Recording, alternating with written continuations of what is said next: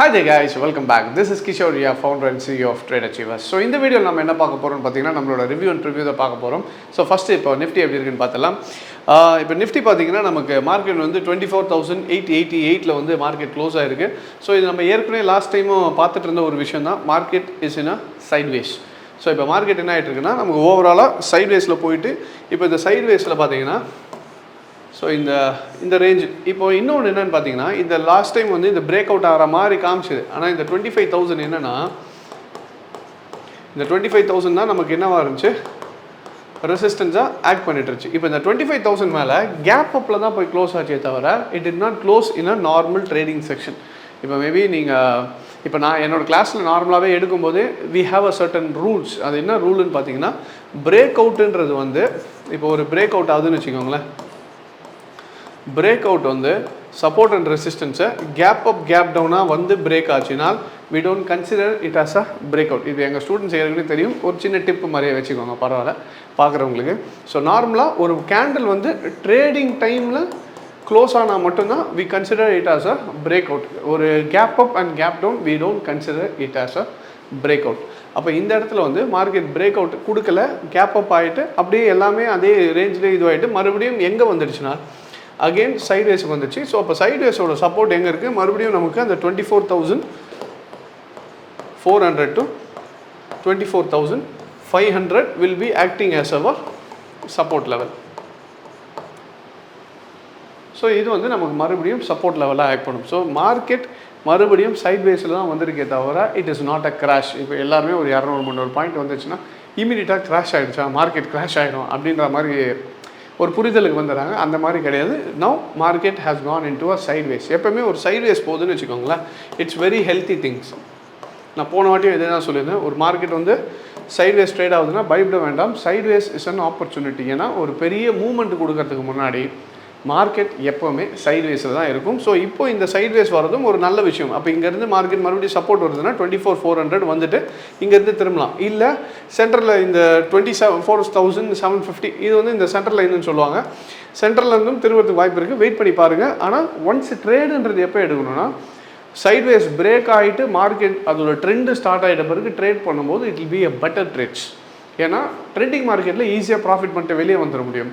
வேற சைட்வேஸ் மார்க்கெட்டில் மேலே கீழே போகும்போது சம்டைம்ஸ் உள்ளே போய் லாக் ஆகிட்டிங்கன்னா எடுக்கிற ட்ரெண்ட்ஸ் எல்லாம் ஆப்போசிட்டாக போகிற மாதிரியே இருக்கும். So it is better to avoid sideways and go with the trending market. இன்னும் ட்ரெண்டிங் மார்க்கெட் வரல, சைட்வேஸ் தான் இருக்குது. It's like a foundation.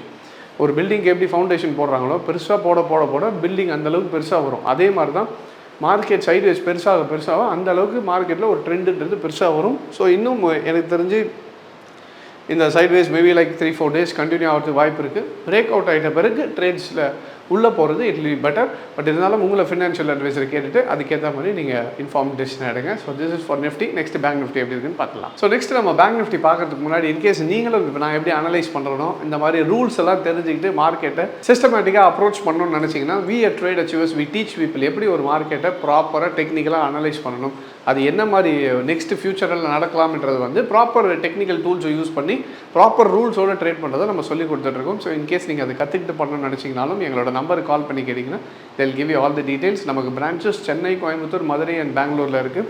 In case நீங்கள் பிரான்ச்சுக்கு வர முடியலனாலும் நம்மக்கிட்ட ஆன்லைன் கிளாஸஸ் இருக்குது. இந்த கமிங் 15th வந்து நமக்கு ஆன்லைன் கிளாஸஸ் இருக்குது. ஸோ இன்கேஸ் ஆன்லைனில் வேணுனாலும் நம்மளோட நம்பருக்கு கால் பண்ணி கேட்டிங்கன்னா they'll give you all the details. In case அப்ராடில் இருக்கவங்களுக்கு நம்ம ஆன்லைன் கிளாஸஸ் அதுக்கேற்ற மாதிரி டைமிங் ஸ்கெடியூல்ஸ் கொடுத்துட்ருக்கோம். அதை பற்றி டீட்டெயில்ஸ் வேணுனாலும் எனக்கு நம்பருக்கு கால் பண்ணி they'll give you all the details. Right. So இப்போ நம்ம நெக்ஸ்ட் பேங்க் நிஃப்டி எப்படி இருக்குன்னு பார்த்துடலாம். ஸோ இப்போ பேங்க் நிஃப்டி பார்த்தீங்கன்னா நம்ம லாஸ்ட் டைமே பார்த்துருந்தோம் 56,000 break ஆகிடும்ட்டு.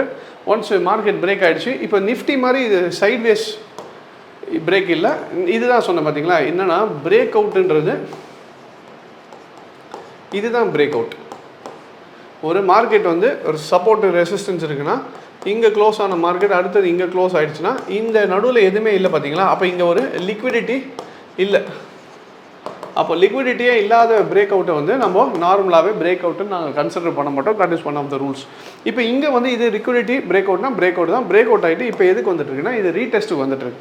And one more thing, இது சப்போர்ட் லெவல், முக்கியமான சப்போர்ட் லெவல்ஸ் எதுன்னு பார்த்தீங்கன்னா so this will be acting as a very strong level of support.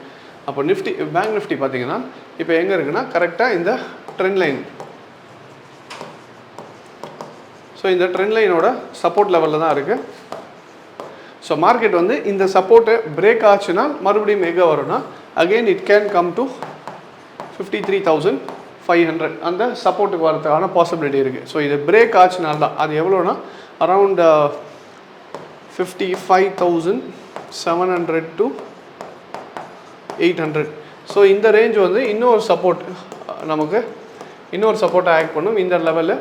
இந்த ட்ரெண்ட் லைன் சப்போர்ட்டும் இருக்குது. இது ஒரு வேளை பிரேக் ஆச்சுன்னா மார்க்கெட் எங்கே வரும்னா 53,500 லெவல். இல்லை பிரேக் ஆக முடியலன்னா again we can see the market to shoot up and it can go to the next level of resistance at 58,000. So 58,000 நமக்கு அடுத்த லெவல் ஆஃப் ரெசிஸ்டன்ஸாக ஆக்ட் பண்ணும். ஸோ இதுதான் பேங்க் நிஃப்டியோட scenario. Bank Nifty proper break out ஆகி ரீடெஸ்ட்டுக்கு தான் வருதே தவிர it is not in a sideways zone. இந்த லெவலில் பிரேக் ஆனால் தான் மறுபடியும் நமக்கு என்ன ஆகிடும், இந்த லெவல் பிரேக் ஆகிடுச்சு, சப்போர்ட் லெவலும் பிரேக் ஆகிடுச்சுன்னா அப்போ மார்க்கெட் என்ன ஆகிடும்னா சைட்வேஸ் லெவலுக்கு மறுபடியும் நம்ம இந்த சப்போர்ட்டுக்கு வரதுக்கான பாசிபிலிட்டிஸ் இருக்குது. ஸோ இப்போ பேங்க் நிஃப்டி இந்த ரேஞ்சு ஒன்ஸ் இது இங்கேருந்து திரும்பதான்றது வெயிட் பண்ணி பார்க்கலாம். பட் நிஃப்டி இப்போ ஒரு சாப்பி மார்க்கெட் ஒரு 2-3 days இருக்குன்னா பேங்க் நிஃப்டி இந்த இடத்துல கொஞ்சம் சைட்வேஸ் ஆகிறதுக்கு வாய்ப்பு இருக்குது. கொஞ்சம் வெயிட் பண்ணி பாருங்கள் பிரேக் அவுட் ஆகுதான்னு. பிரேக் அவுட் ஆச்சுன்னா நெக்ஸ்ட் சப்போர்ட் இது.